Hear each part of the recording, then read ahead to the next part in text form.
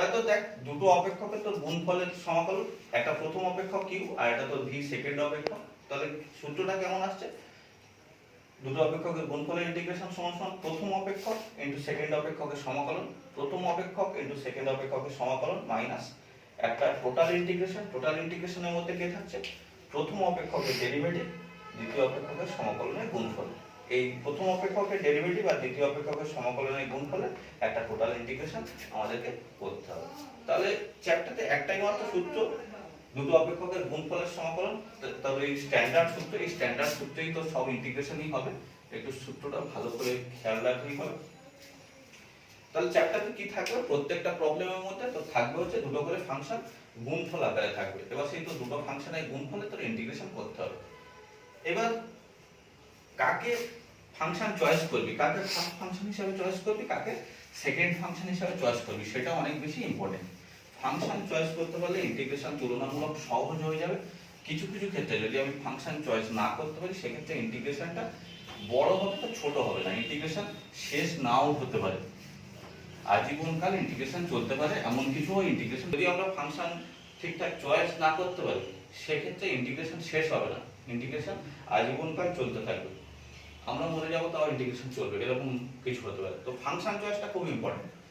এইবার ফাংশন চয়েসের ক্ষেত্রে প্রাথমিকভাবে বলা হয় যার ইন্টিগ্রেশন করা সহজ তাকে ইন্টিগ্রেশন করা হবে। প্রাথমিকভাবে বলা হয় যার ইন্টিগ্রেশন করা সহজ তাকে ইন্টিগ্রেশন করা হবে। দুটো ফাংশন, একজন ডেরিভেটিভ করা হয়েছে দেখতে পাচ্ছি, একজনের ডেরিভেটিভ করা হয়েছে আর একজনের ইন্টিগ্রেশন করা হয়েছে। বলছে কি যার ইন্টিগ্রেশন করা তুলনামূলকভাবে সহজ তার ইন্টিগ্রেশন করা হবে। তাহলে তোর ধরে একটা ফাংশন আছে x into sin x dx, এই ফাংশনটাকে এই সূত্র থেকে ইন্টিগ্রেশন করব, x into sin x dx। কার ইন্টিগ্রেশন করা কঠিন, না x এর ইন্টিগ্রেশন করা কঠিন না sin x এর ইন্টিগ্রেশন করা কঠিন, না x এর ইন্টিগ্রেশন করা কঠিন না sin x এর ইন্টিগ্রেশন করা কঠিন, কারোরই ইন্টিগ্রেশন করা কঠিন না। কিন্তু এই হচ্ছে সবথেকে সহজ জিনিস এবং এই তো সবথেকে বেশি প্রবলেম ক্রিয়েট করবে। প্রবলেম কি ক্রিয়েট করবে, আমরা কি জানি x এর যদি আমরা ইন্টিগ্রেশন করি ইন্টিগ্রেশন কি পাবো, x²/2, তারপরেও একটা টোটাল ইন্টিগ্রেশন থাকছে, বারবারই তো ওই গুণফলটা থাকবে, বারবারই সূত্র ফেলতে হবে। পরের বারে যখন ইন্টিগ্রেশন করবো x³/3, পরের বারে x⁴/4। তাহলে এখানে তো বলছি কি যার ইন্টিগ্রেশন করা সহজ তাকে ইন্টিগ্রেশন করব। ইন্টিগ্রেশন আমি করার চেষ্টা করছি একটা লাইন দেখে। তাহলে আমি ধরে নিলাম x এর ইন্টিগ্রেশন করাটা সবথেকে সহজ। যদি x এর ইন্টিগ্রেশন করাটা সবথেকে সহজ হয় তাহলে u কাকে u ধরলাম, sin x কে u ধরলাম, x কে v ধরলাম। তাহলে সূত্র দেখে দেখে আমি সূত্রটা বসানোর চেষ্টা করছি। যদি আমি সূত্র বসাই ddx of sin x x dx dx, তাহলে sin x x এর ইন্টিগ্রেশন x²/2। এবারে কোনো প্রবলেম নেই, ইন্টিগ্রেশন শেষ হয়ে গেছে, খুব ভালো ব্যাপার, তো বিশাল হাসতে হাসতে নেমে যাবে ইন্টিগ্রেশন, এরকম একটা ব্যাপার। এরপর sin x এর ইন্টিগ্রেশন কি -cos x ইনটু x এর ইন্টিগ্রেশন x²/2, দুটো মাইনাসে প্লাস হয়ে যাবে, হাফ কনস্ট্যান্ট বাইরে বেরিয়ে আসবে। শুরু আমি কোথা থেকে করেছি, আমরা x sin x থেকে পেয়ে গেলাম x² cos x। পরের বারে ফের যখন আবার এ তো আবার সেই দুটো অপেক্ষকের গুণফল, আবার ইন্টিগ্রেশন করলে cos x এর ডেরিভেটিভ করার জন্য sin x ফিরে আসবে, কিন্তু x² এর ইন্টিগ্রেশন করলে cos x এর ডেরিভেটিভ করলে sin x ফিরে আসবে, কিন্তু x² এর ইন্টিগ্রেশন করলে আবার x³ পৌঁছে যাবে। আবার ফের একইভাবে চালাতে থাকি x⁴, তারপর x⁵, তুই সারাদিন করতে থাকবি, ইন্টিগ্রেশন থামবে না। কিন্তু প্রবলেম সবথেকে সহজ প্রবলেম ছিল x sin x। আমি x কে ইন্টিগ্রেশন করা আমার মনে হয়েছিল সবথেকে সহজ, আমি করলাম, ধরে প্রবলেম ফিনিশ করতে পারছি না। তাহলে এই জাতীয় যখন প্রবলেম থাকবে তখন x কে ইন্টিগ্রেশন হিসেবে ইন্টিগ্রেশন করা যাবে না, তখন ওই sin x বা অন্য যে থাকবে তার ইন্টিগ্রেশন করবে, কারণ তাকে ইন্টিগ্রেশন করলে তো এক্ষুনি ইন্টিগ্রেশন শেষ হয়ে যাবে। তাহলে ওর উল্টো জিনিসটা করতে হবে, x কে তাহলে ডেরিভেটিভ করতে হবে, sin x কে ইন্টিগ্রেশন করতে হবে।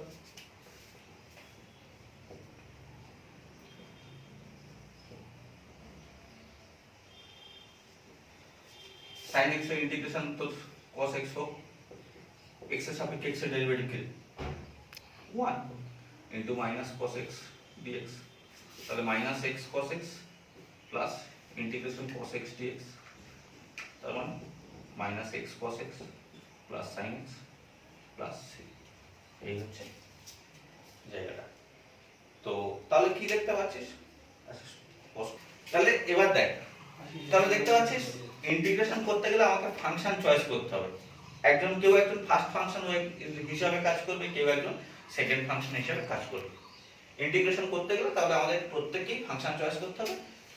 তো যে যত বেশি প্র্যাকটিস করবে তার তত ফাংশন চয়েসের কনসেপ্ট বেরিয়ে আসবে।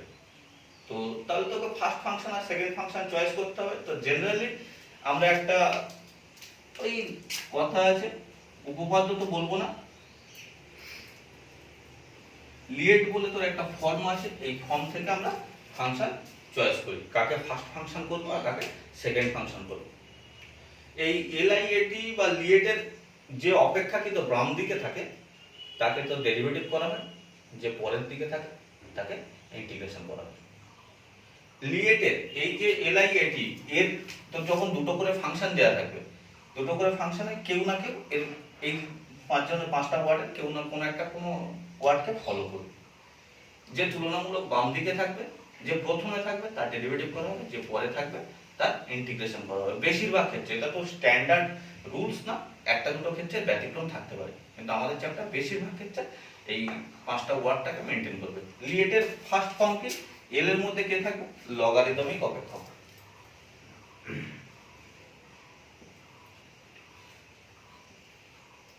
লগারিদমিক ফাংশন তার মানে কে থাকবে?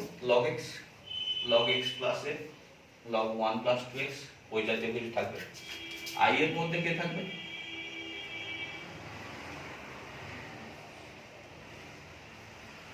Inverse circular function. Inverse circular function i এর মধ্যে 6টা ইনভার্স আছে, সাইন ইনভার্স থেকে শুরু করে কট ইনভার্স পর্যন্ত। তাহলে i এর মধ্যে কে থাকবে?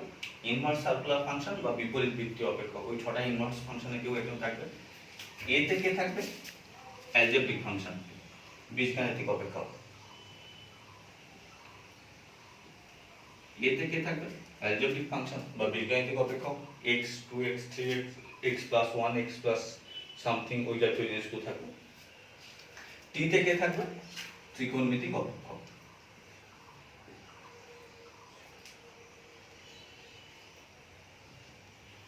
t তে কে থাকবে? ত্রিকোণমিতিক অপেক্ষক। ত্রিকোণমিতিক অপেক্ষক কারা তোরা জানিস। আর e তে কে থাকবে? এক্সপোনেনশিয়াল ফাংশন বা সূচকীয় অপেক্ষক।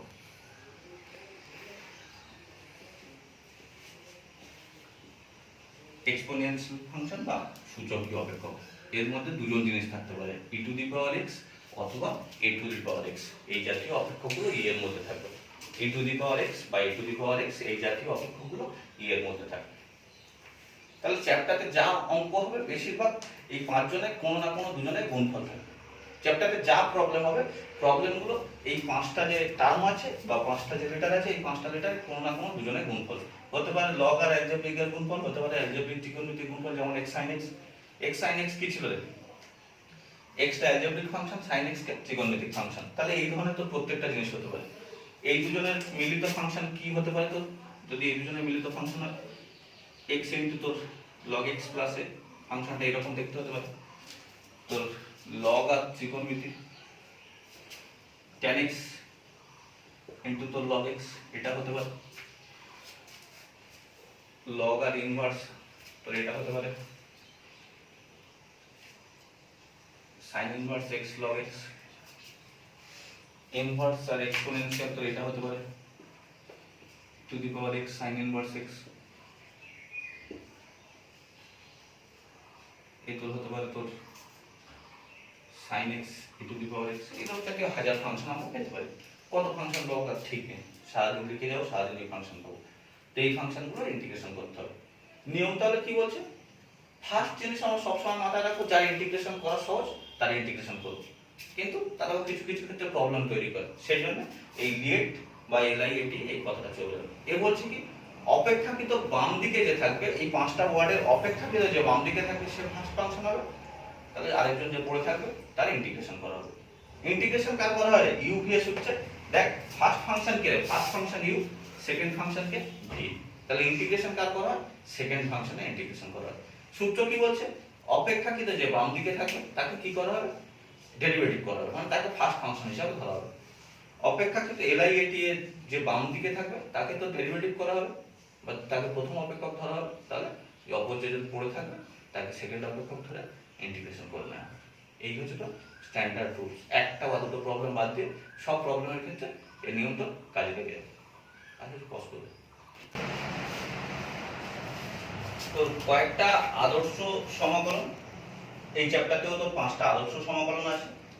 সবগুলো আদর্শ সমাকলন তো ওই আমাদের সূত্র দিয়েই আসবে।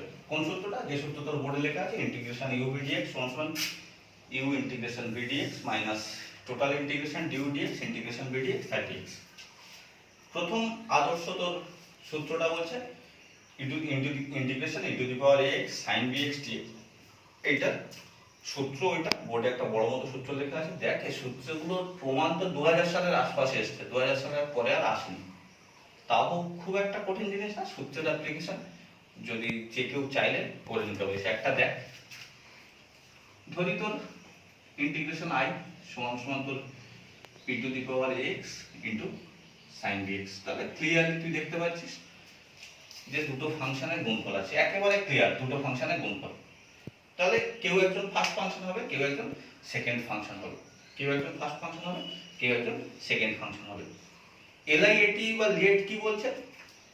যে পরে আছে তার ইন্টিগ্রেশন, যে আগে আছে তার ডেরিভেটিভ। তাহলে ই টু দি পাওয়ার এক্স এ কোথায় আছে? একেবারে শেষে আছে। ই টু দি পাওয়ার এক্স এ কোথায় আছে? ই এর মধ্যে আছে, একেবারে শেষে আছে।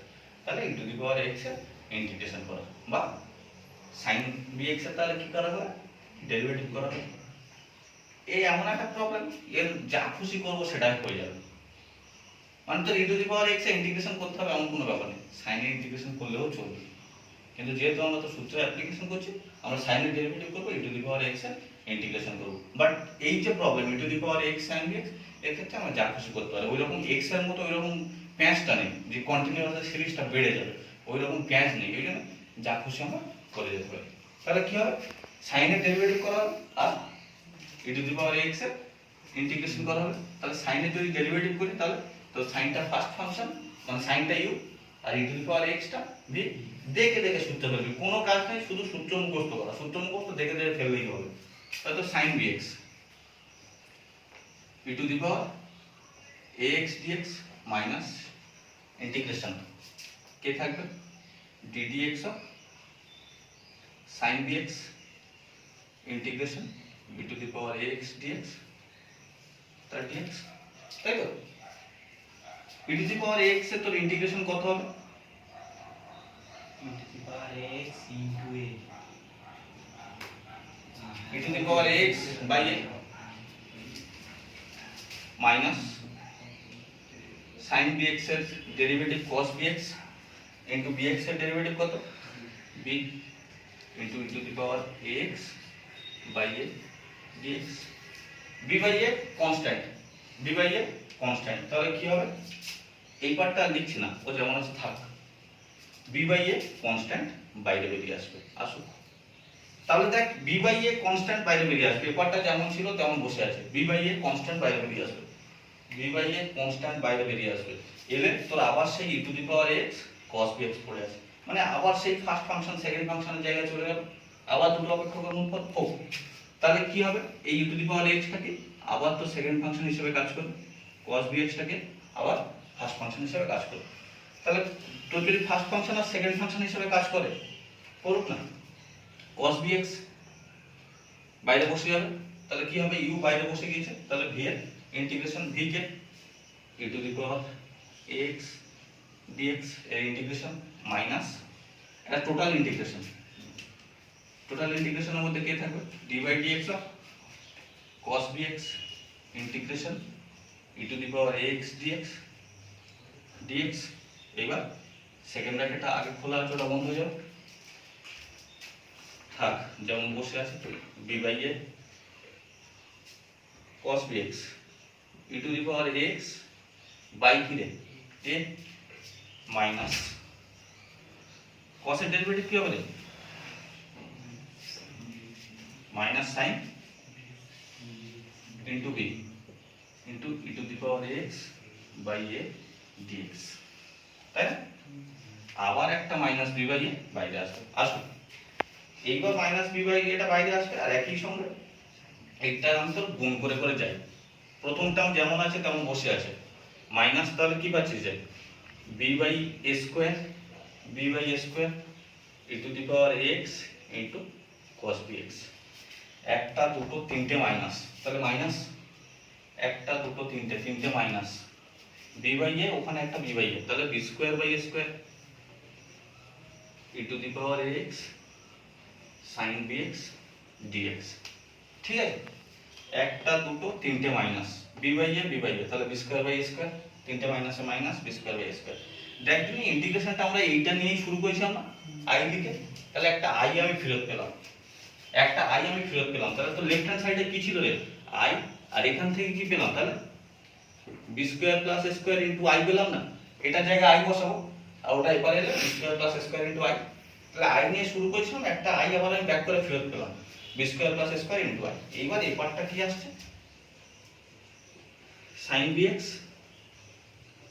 e to the power ax by a minus b by a square e to the power ax তোর cos bx। এবারটা তোর এমনি লসাগু হবে, লসাগু হলে তোর কি পড়ে থাকবে, i তোর কমন নিলে a square plus b square by a square, i common নিলে লসাগু হবে 1 plus b square by a square, মানে a square plus b square by a square. এখানটা থেকে লসাগু করলে তো এটা a স্কয়ার চলে আসবে, a স্কয়ার চলে এলে a তো sin bx minus b cos bx আর e to the power ax দুজনের সঙ্গে আছে, তাহলে কমন আকারে লাস্টে থেকে যাক, আমরা অনেকটা প্রমাণের দিকে এগিয়ে গেছি। দেখ a স্কয়ার আর a স্কয়ার ক্যান্সেল হয়ে যাবে, a স্কয়ার আর a স্কয়ার ক্যান্সেল হয়ে যাবে, e to the power ax এর নিচে এটাকে নামিয়ে দেবো, e to the power ax এর নিচে a স্কয়ার প্লাস b স্কয়ারকে নামিয়ে দেবো, যেহেতু ইন্টিগ্রেশন তোর শেষ হয়ে গিয়েছে, শেষ আর পরের লাইনে দিয়ে দিচ্ছি কনস্ট্যান্টটা। অতএব i সমান সমান কি পাচ্ছি, e to the power ax, a square a square cancel হয়ে যাচ্ছে, তাহলে এর নিচে a স্কয়ার আর b স্কয়ারকে নামিয়ে দিলাম, a স্কয়ার প্লাস b স্কয়ারকে কিন্তু a sin bx minus b cos bx plus c। Actually কনস্ট্যান্টটা এখানে ইন্টিগ্রেশন শেষ হয়েছে, এই জায়গাটা কনস্ট্যান্টটা আসবে। তো যদি তোর এখানে কনস্ট্যান্টটা আসে, মানে লাস্ট দিক থেকে তো থার্ড লাইনে কনস্ট্যান্ট আসবে, কনস্ট্যান্টের পরে একটা স্কয়ার প্লাস বি স্কয়ার ভাগ করতে হবে, মানে স্কয়ার প্লাস বি স্কয়ার যেমন কনস্ট্যান্টের নিচে ভাগ হচ্ছে ভাগ হবে, একটা নতুন কনস্ট্যান্ট আসবে। এখানে তোর জেনারেলি ইন্টিগ্রেশন আর নেই, এখানে একটা তো কনস্ট্যান্ট আসা উচিত, পরে এই square C by square plus B square হবে, সেটাকে নতুন কনস্ট্যান্ট নাম দিতে পারিস, চেষ্টা করিনি সেটা করে, ওই একেবারে কনস্ট্যান্টটা লাস্ট লাইনে লিখে ফেলা হয়েছে। এই গেল তো সূত্রের ফার্স্ট পার্টের প্রমাণ, এরপরে তো সেকেন্ড পার্টের প্রমাণটা করতে হবে, ফার্স্ট পার্ট থেকেই সেকেন্ড পার্টের প্রমাণটা করতে হবে। তো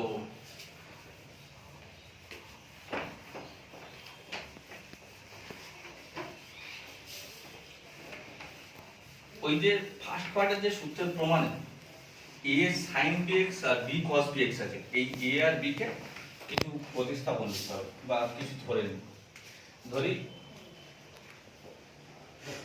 a সমান সমান আর cos আলফা, b সমান সমান আর sin আলফা, a সমান সমান আর cos আলফা, b সমান সমান আর sin আলফা। তাহলে তো b বাই a কি হবে, b by a tan alpha, b by a tan alpha, আর আর কেটে যাবে sin by cos tan alpha, অতএব আলফা সমান সমান কি পাবো, tan inverse b by a। একই সঙ্গে যদি বোথ সাইডে স্কয়ার করি কি পেয়ে যাব, স্কয়ার প্লাস বি স্কয়ার সমান সমান তো r square into cos square alpha plus sin square alpha, অতএব আর সমান সমান রুটের মধ্যে স্কয়ার প্লাস বি স্কয়ার। এই জিনিসগুলো পেয়ে গেলাম। এবার তো যে জিনিসটা এসেছিল আমাদের লাস্ট লাইনটা কি এলো, তাহলে i সমান সমান আমাদের লাস্ট লাইনটা এসেছিল কি, e to the power ax by তোর রুটের মধ্যে square plus B square, e to the power ax by square plus B square, এই জিনিসটা এসেছিল into a sin bx minus b cos bx plus c, এটা এসেছিল। তো এর জায়গায় আর cos আলফা বসালে যেতে পারে, বসে ছোটবেলা বাচ্চাদের মতো অঙ্ক করি আর কি হবে, r cos alpha sin bx minus r sin alpha cos bx plus c, তাহলে তোর আর বাইরে বেরিয়ে আসবে, আর বাইরে বেরিয়ে আসবে। আর মানে কে রে? একটা লাইন স্টেপ জাম্প তো করি। আর মানে রুটের মধ্যে square plus b square. R বাইরে বেরিয়ে আসবে। আর মানে কে? রুটের মধ্যে square plus b square. Sine a cos b minus cos a sine b. Sine a cos b minus cos a sine b. তার মানে সাইন বি, আমি sine a minus b. Sine a মানে কে রে? B x plus c. তাহলে দেখ e to the power x, একটা root cancel হয়ে যাবে। এ square plus b square sine B x. আর আলফা মানে তোর কে? আগে ভ্যালু বার করা আছে, tan inverse b by plus C. এই হচ্ছে পাঁচটা স্ট্যান্ডার্ড ইন্টিগ্রেশনের প্রথম ইন্টিগ্রেশনের দুটো সূত্র। যেটা অ্যান্সার দেওয়া থাকবে সেটা কাজে লাগাতে হবে।